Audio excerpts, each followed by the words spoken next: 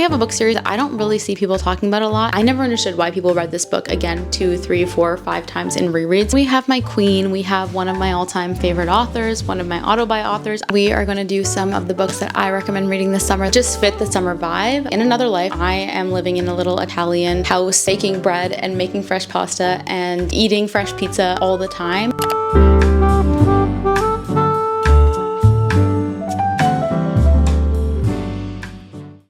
Welcome back to my channel. If you don't know, my name is Ray and I post book content. Today's video is going to be a fun one. I saw Katie Wittrick do this on her channel and that's where I got the idea, where she talked about the books that she wants to read for her summer TBR. First, I'm going to talk about books that I would recommend in the summertime to read that I think are perfect for the summertime. And then I'm going to get into all the books that I would like to read this summer. It's going to be my loop summer TBR. I started getting back into reading about 2 years ago, so I don't have too many recommendations, but we are going to do some of the books that I recommend reading this summer that I think are great summer reads or that would just fit the summer vibe. Starting off strong, we've got the Magnolia Park series by Jessa Hastings. This is one of my all-time favorite series. It's so good. It's the series that I made my sister read to get her back into reading. I literally had her sit down and I said, you are going to read this book, read 1 chapter, read 2 chapters tonight. I don't care how many chapters you read tonight, just read a little bit, just start it. I explained the premise of it and I explained that it's one of my all-time favorite series, and she binged it, and I think she ended up finishing all 4 books because there were 4 out at the time within the span of a few weeks, and so I got her addicted to it as well. I love this series. There's a lot to this series. There's a lot going on. There's a lot of characters. There's a lot of different stories that you're getting through this series. This book is so good. It does feel like reality TV. There's just so much drama. If you were to take one recommendation from this video, I would highly recommend this book and this series in general. I love it. Next, we have Beach Read by Emily Henry, and this one I read for the first time. It was at the end of 2024 at some point, and I absolutely love this book. I thought that I was gonna like Happy Place more. I went into it, I rated Happy Place higher initially, but no, this one is my favorite. It takes the cake. It's so good. There's not just only a romance plot going on. It's not just a romance book. There's so much depth to this book. I don't know why I keep thinking about this story so often. I never understood why people read this book again 2, 3, 4, 5 times in rereads, but like I get it. I feel like rereading it this summer again, which maybe I will, but like, I don't know, something about this book just feels so summer, but also just there's so much more to it than just the romance. I don't know how any of her other books are going to be able to top this one, but we'll see. I mean, I haven't read it. I don't want to like put my foot in my mouth. I don't know how any of her other books are going to top this one right now. That's how strongly I feel about this one currently. So highly recommend Beach Read. We have my queen. We have one of my all-time favorite authors, one of my auto-buy authors. I read her books for the first time last August, I think it was, or maybe it was September. That is Miss Annabelle Monaghan. She has 3 books out right now, another one coming out shortly this month in May, and I absolutely love her writing. I love that they're short, sweet romance books, but there also is depth to her characters. She knows the perspective she's writing in so well, and it just feels like characters that you can connect to. 2 of her books out of the 3 are single moms, so whether or not you are a single mom, I feel like you could still connect to the character in some way or another, and I think that's why a lot of people really enjoy her books. There's a lot that you can connect to in them. I started with Nora Goes Off Script. I read it in publishing order. I loved it so much. Nora Goes Off Script and Summer Romance are both single moms. Same time next summer, it's like a second chance romance, whereas the other 2 books is like these single moms trying to find themselves again, trying to figure out who they are as a person while also in this new parenting role, having to do it themselves. And I just absolutely love them. And if I were to rank these books, I would say Summer Romance is my favorite, then Nora Goes Off Script, then Same Time Next Summer, just because of the way that I connected to them. They're all great though. I'm pretty sure I gave them all like 4 or 5 stars, but these books, these are perfect summer reads. If you're looking for something quick but has depth, has a lot that you can connect to. Her writing is so beautiful. She can explain a feeling or describe something so well in a short amount of time, in a paragraph, less than a paragraph, in a sentence. Absolutely perfect books to pick up in the summer. I could not recommend them enough. I'm so excited for her newest release. I'm sure I'm going to add that to this list next year. And then we have a book series that I don't really see people talking about a lot, and I actually heard about this series, was it last year? I think it was over a year ago when I first heard about this series. I signed up to be an ARC reader for this author and I got in, and I've been on her ARC team ever since. I love everything about it. I love her writing. I love her books. And that's the Pacific Shore series by Sarah A. Bailey. These books are so good, you guys. I mean, there is spice in them. I will say that if you're someone who doesn't like spice, but let me just explain to you. So this is the first book in the series. We have Heathen and Honeysuckle. It's a surfer romance. It's a second chance romance. I've never read a surfer romance before. What I love about her books is that if you're someone who prefers closed door romances, she tells you exactly what chapters those explicit scenes are in. That way you can skip them if you don't want to read any explicit content. Obviously, because I'm an ARC reader, I read the whole book. I wanted to see the whole picture. If you skip those chapters, you you won't be missing too much. I have a special place in my heart because this is the first arc that I ever got to read. These are the indie covers, but she got picked up by a traditional publisher, and she made it clear that she wanted to keep most of the aspects of the indie cover because it was so beautiful, which it is. It's absolutely stunning. It is being traditionally published. I think they're being released in June of this year, so next month. But I highly recommend this series if you like a second chance romance, if you like a surfer romance. It's a 3-book series. Each book follows a different couple. So we have Heathen and Honeysuckle, which follows Leo and Darby. Darby goes to visit her grandma one summer, and there she runs into Leo and his friends, and she kind of becomes part of their group. It's past and present timeline as well, so we get that past timeline of her and Leo and that friend group and that family. And then fast forward to present day, she's engaged and on her wedding day leaves. It's a runaway bride trope, and it's also just past and present timeline, and it's dual POV, so we're getting both sides of it. I loved it. I love this series so much. And then we have Wicked and Wildflower by her as well, and this one follows Darby's sister Dahlia and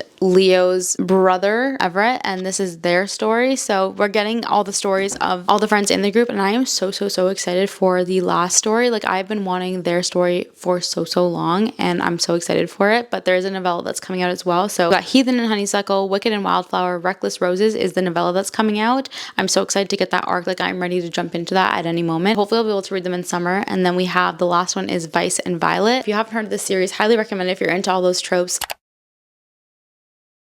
This is my loose summer TBR. These are just books that I would love to get to this summer that have been on my shelf for a really long time, or that I'm just generally excited about. I've had a lot of these on my TBR for quite some time, and so let's start going through the books that I would like to read this summer, hopefully. Starting off strong, we've got The Deal by Elle Kennedy. This one is a hockey romance, and that is all I know about it. We are in the midst of playoffs in the NHL, and actually last night was Game 6 between Florida and the Toronto Maple Leafs, and I am a die-hard Toronto Maple Leafs fan. Always have been, always followed them, love them. I'm on the delusional side where I think every year it's going to be our year to win the cup. We're playing Florida Panthers in the NHL in the playoffs right now, and if you don't know anything about hockey, there's 7 games in a series, but one team only has to win 4 games to move on to the next round.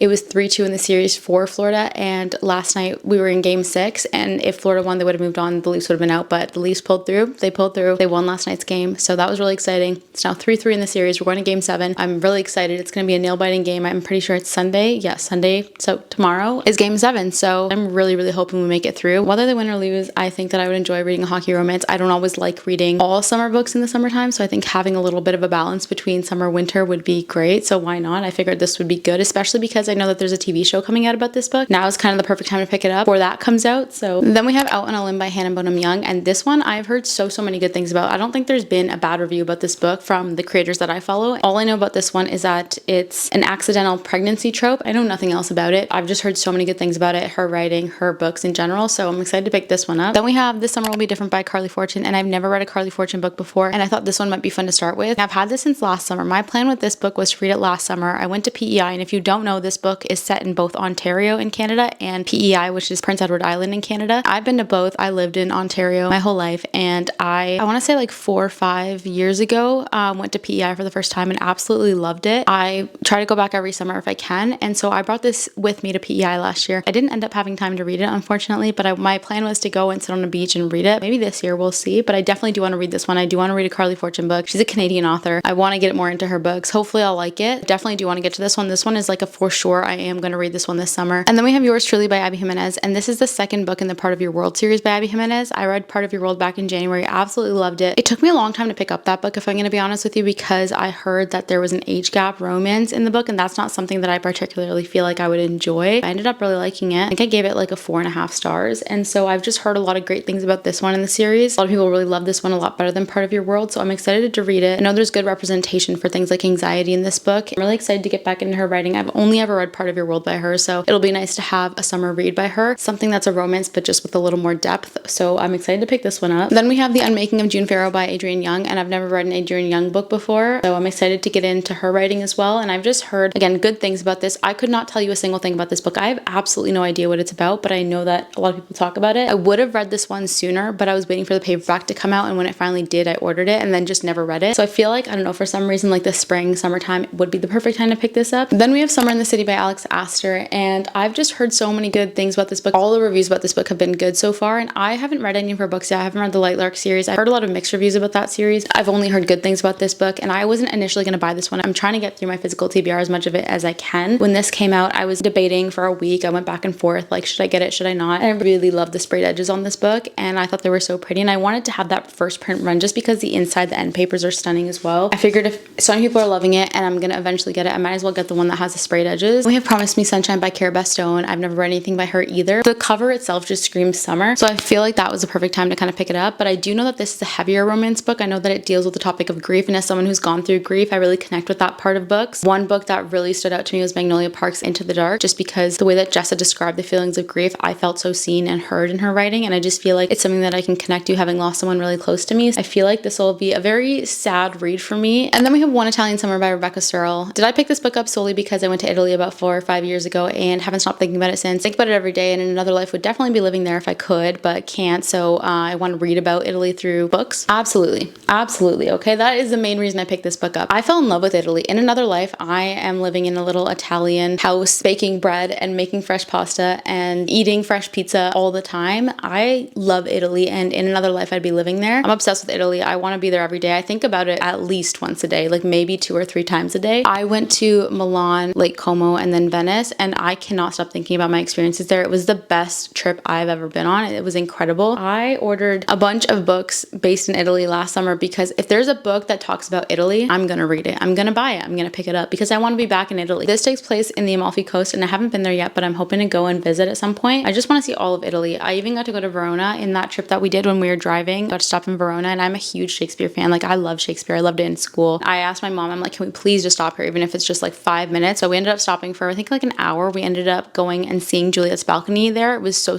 cool seeing it in person. Actually, one of the decorations on my bookshelf, which I'll show you guys in a second, it's actually from Italy, and it is Juliet's balcony from Romeo and Juliet. I'm excited to kind of be back in Italy through a book. Even if I can't be there physically, I can be there in writing. And then next we have Love and Gelato by Jenna Evans Welsh. Gelato, Italy, say less. I'm picking it up. It's set in Italy. I'm picking it up. This one's set in Tuscany, so I get to kind of travel through the different parts of Italy through books, which is really cool. I'm hoping I can read this one, and if I enjoy her writing and her stories, I can pick up the Love and Olives and then Love and Luck as well. But we'll start here. We're gonna be traveling through Italy through books this summer. And then we have People We Meet on Vacation by Emily Henry, and I've read 2 of her books so far. I've read Beach Read and Happy Place. When I initially read those, Happy Place was a 5-star for me, and Beach Read was a 4.75 star, but I think more about Beach Read every day than I do Happy Place, and I think if I were to go back and read them again, I would probably switch those ratings. I think Beach Read is my favorite so far. I do want to read her other books. I want to see which books are my favorite. I really do want to pick up People We Meet on Vacation. It seems like such a good summer read. I mean, it has vacation in the title, and I feel like as a Canadian, when I think of vacation, I think of summer, I think of hot weather, I think of getting away from the cold. So I feel like this is the perfect book to pick up in the summertime. I'm so excited to get into more of her books. I really enjoyed her writing and her stories. And then I'm also hoping to pick up Book Lovers by Emily Henry, just because I do want to read more of her books, and I've heard really good things about this one, and I just feel like I want to read Emily Henry this summer. I don't know, it's just something about the summer makes me want to read all my romance books. Those are all the books I have on my summer TBR or my loose summer TBR. We'll see if I get to all of them. I definitely will be getting to most of them, if not all of them. I am excited for the summer, the good weather, just sitting on the beach and reading, going out to coffee shops or sitting on patios and just bringing my book. Like, I feel the summer vibes. I know it's spring, but I feel those summer vibes coming along. In Canada, we really only get 2 months of good weather before it gets cold again, and I love the fall too. Fall is my favorite season, but just having those 2 months of summer, I feel like I always want to be outside. I always want to be doing things. I'm definitely excited for the warmer weather and just sitting outside and reading again. Like, I'm so excited for that. I think it's gonna be so much fun. That's all that I have for today's video. Let me know in the comments what your summer TBR is, if you're thinking of reading some of these books. If you have read some of these books, let me know what you've read and what you thought of them. And if it's not summer where you live, let me know what your seasonal TBR is. If you stayed this long, thank you so much for watching, and I hope to see you in the next one.